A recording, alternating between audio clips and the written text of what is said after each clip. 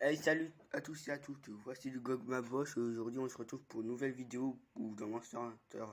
Aujourd'hui on va aider les personnes à avoir une bonne armure à chaque rang.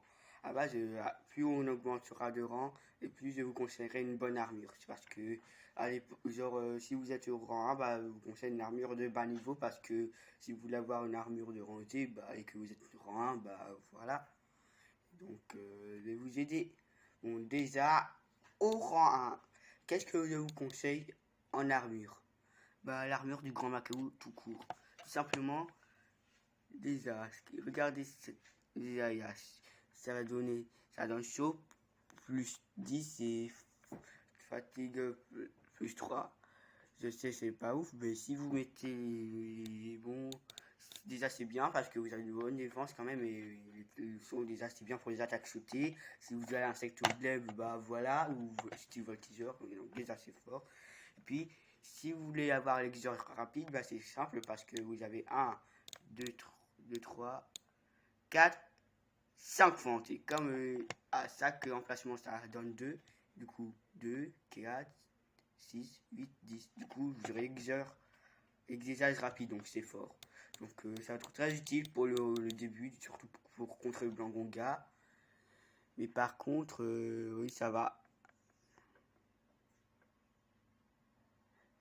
C'est juste faible au feu, mais sinon ça va. Au rang 2, je vous conseille pas vraiment les bonnes armures parce que les bonnes armures, c'est pas ouf. Car il y a très peu d'armures au rang 2, donc à part les armures exotiques qui sont pas mal pour le rang 2, mais sinon, voilà. Et maintenant pour le rang 3, quand vous êtes rang 3, bref, après avoir vaincu la Stalos, vous débloquez les 4 condamnés en bas rang, et les 4 condamnés vous donnent une bonne armure, et surtout l'armure du Glavnus. Pourquoi? Car tout simplement, ça donne tout simplement métallurgie, escrime plus 9 déjà pour augmenter le tranchant c'est bien.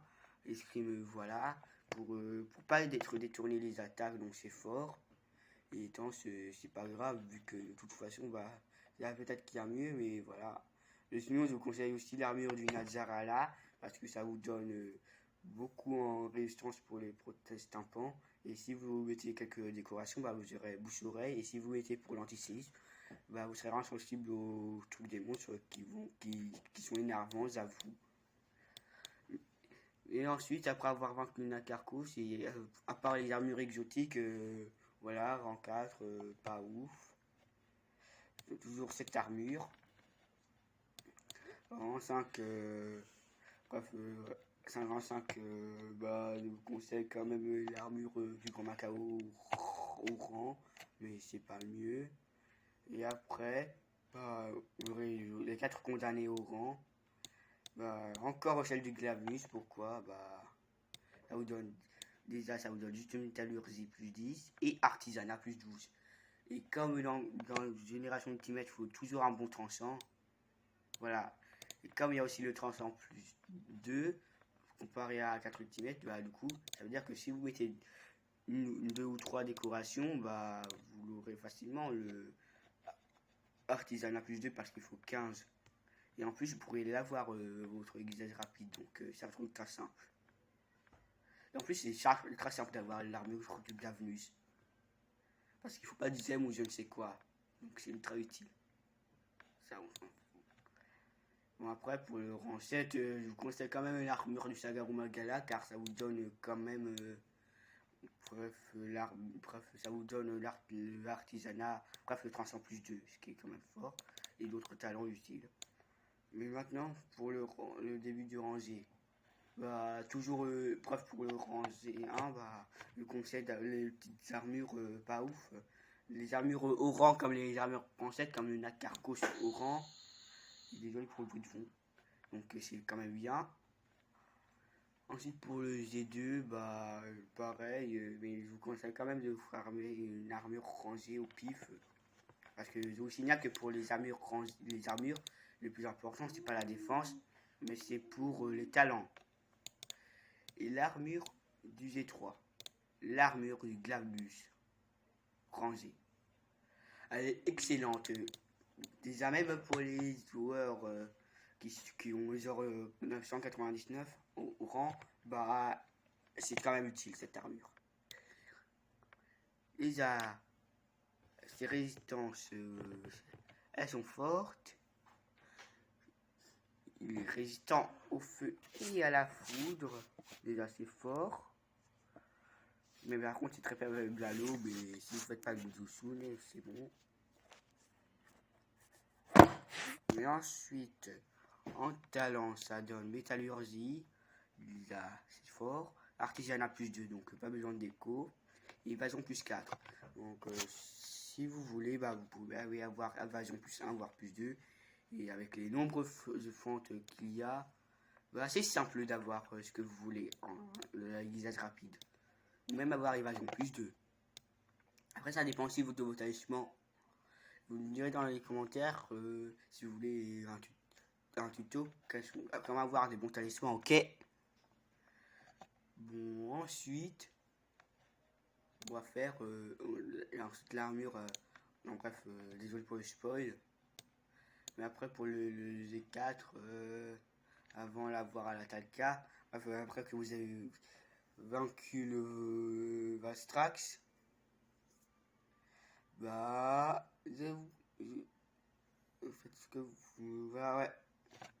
Il y a plusieurs armures qui sont quand même sympas. Comme l'armure du Tigrex et voilà, l'armure de Deviso, elle est utile avec le mix Senator, Shogun. C'est vraiment OP. Oui, on fait pas les tops, les mix, on fait les armures complètes. Donc si vous voulez les meilleurs tops de mix, bah, dites-les dans les commentaires quand même, ok? Ensuite, l'armure, après avoir vaincu la Talca, c'est quoi? L'armure Atalka. Pourquoi l'armure Atalka est-elle OP? Alors qu'il n'y a que 2 talents. Pas tout simplement. À base, je sais plus 10, mais c'est bugué. Bah, c'est que vous pouvez avoir les meilleurs talents que vous voulez. Parce que déjà, art secret, bah, ça donne le double au point que. Bref, ça donne plus 2 au talent que vous investissez en décoration. Bref, si vous avez que 8 en aiguisage rapide et que vous avez mis les aiguiseurs, bah, vous aurez 10.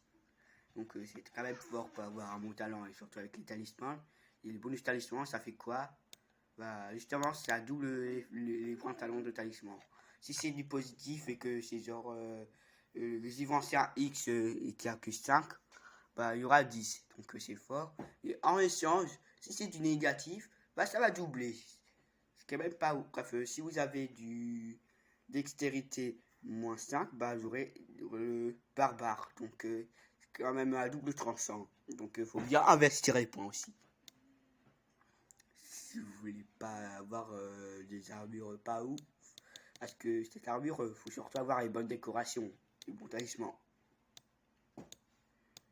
Mais en général, il y a destruction, artisanat, etc. Bref, ce qui fait pour le mal. Dans tous les, bah, en général, dans les armures Atalka, tout le monde met destruction. Et en résistance, c'est moyen parce que c'est quand même utile pour contrer le Glavnus et le Deviso, mais il va se track. Et sinon, bah, c'est dur. Et surtout pour contrer la Talca, vu que la Talca utilise tellement haut avec les trucs de corrosion. Donc voilà. Et bien sûr, pour avoir l'armure de la Talca, il faut beaucoup farmer la Talca, la Renseltas, la Darcilla. Bref, déjà. Il faut aussi farmer les insectes. Donc c'est dur. Et aussi les vertisiens, mais vertisiens c'est ça. Quand je dis farmer Atalka, c'est beaucoup. En plus pour les armes Atalka qui sont quand même forts. Déjà regardez ce qu'il faut. Pour le truc Atalka. Donc c'est beaucoup. Et voilà.